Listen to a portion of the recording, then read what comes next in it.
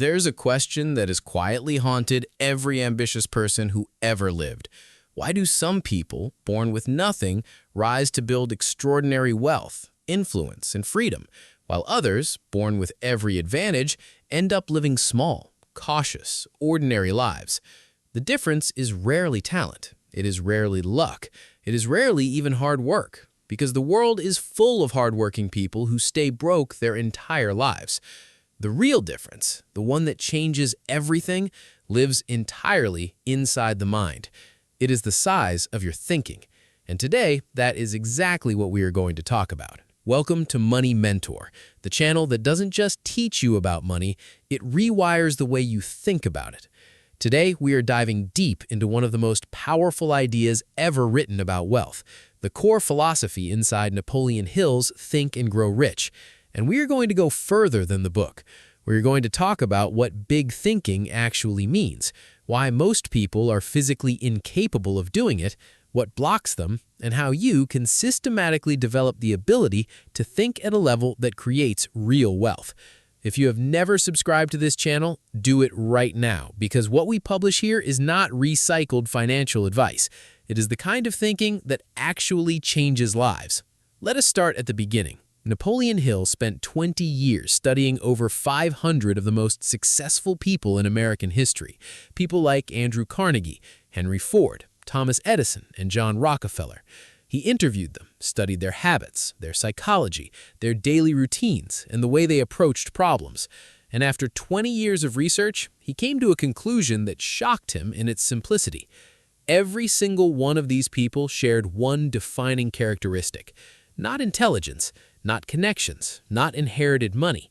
They all thought differently from the average person.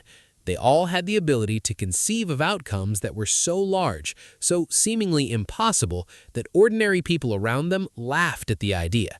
And then they achieved those outcomes anyway. Hill's central thesis was this: whatever the mind can conceive and believe, it can achieve. This is not motivational poetry. It is a description of a psychological mechanism that drives all human action. You cannot move toward a destination you cannot first imagine. Your thinking is the architect of your reality, whether you choose to accept that or not. Now, here's where most people misunderstand the book and the concept. They hear "think big" and they assume it means daydream bigger. They assume it means visualize a mansion, paste pictures of Ferraris on a board, and somehow the universe delivers. That is not what Hill meant. Thinking big is not about the size of your fantasy.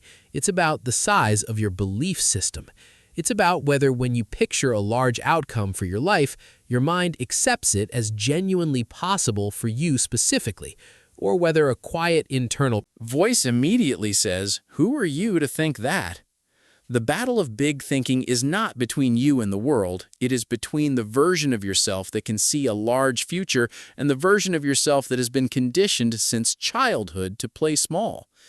Think about how beliefs about thinking are formed. From the moment you are born, you absorb signals from everyone around you, your parents, your teachers, your neighbors, your culture. And most of those signals, delivered with the best intentions, are signals of limitation.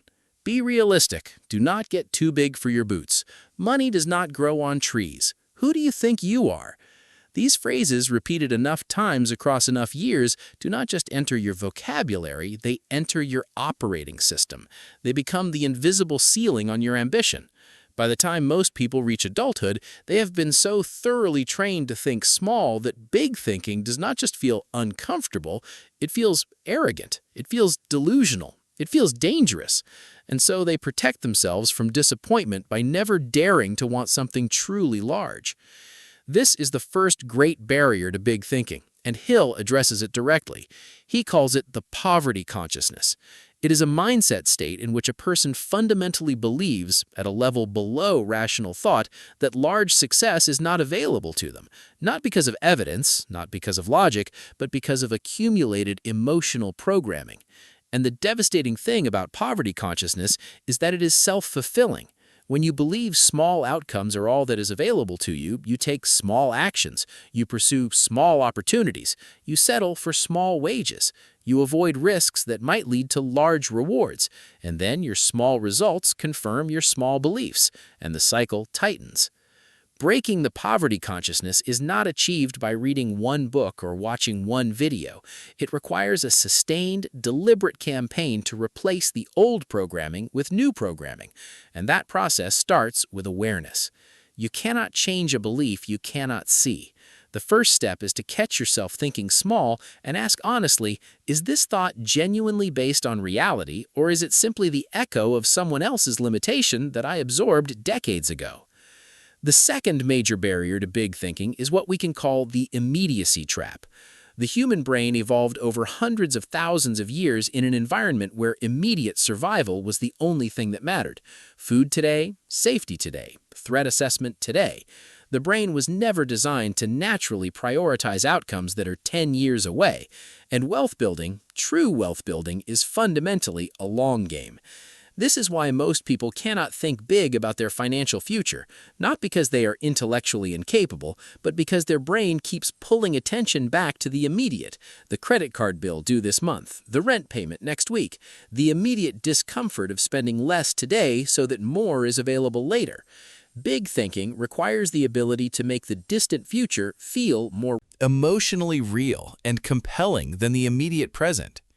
Hill understood this and wrote extensively about the concept of a definite chief aim, which is essentially a single, specific, large financial goal that a person commits to with such intensity and clarity that it begins to feel psychologically present, not distant. The goal stops being a vague wish and becomes a felt reality that the mind navigates toward daily.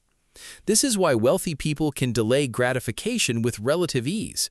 It is not superior willpower, it is superior vividness of the future. When your future feels real, sacrificing in the present feels logical. When your future feels abstract, every present pleasure feels more rational to choose. The third barrier is arguably the most socially invisible one. It is the barrier of environment and association. Hill devoted significant attention in his book to the idea that you become the average of the people you spend the most time with. And this is not a motivational cliché, it is a neurological fact. Human beings are deeply social creatures. We regulate our sense of what is normal, what is possible, and what is acceptable based on the behavior and beliefs of the people around us. If everyone in your immediate social circle earns between $30,000 and $50,000 a year, lives paycheck to paycheck, and believes that is simply the way life works, then any thought you have about earning $200,000 a year or building genuine investment wealth will be met with invisible resistance from within yourself, because it violates the social norm of your tribe. And violating the social norm of your tribe is one of the deepest human fears. We will unconsciously sabotage our own progress to preserve our sense of belonging. Hill's solution to this was radical and uncomfortable. He argued that if you are serious about transforming your thinking, and therefore your financial life, you must deliberately and systematically upgrade the quality of your mental associations. This means spending more time, physically or through books, podcasts, and recorded material, with people who are operating at the level you want to reach. Not to copy their specific strategy, but to normalize their level of thinking inside your own mind. When you regularly hear people casually discuss managing $1 million portfolio, starting a business that generates 7 figures, or retiring before 50, those outcomes begin to feel normal to you. And once something feels normal to the mind stops resisting it and starts moving toward it. Now let us talk about what big thinking actually looks like in practical financial terms, because this is where theory must become action. Big thinking in finance does not mean reckless risk-taking. It does not mean gambling your savings on speculative investments. It means asking fundamentally different quality questions about your financial situation. Small thinking asks, how do I survive this month? Big thinking asks, what would I need to build so that survival is never a question again? Small thinking asks, how do I get a raise at my current job? Big thinking asks, what problem could I solve for the world that people would pay me significantly to solve? Small thinking asks, how do I save a little more?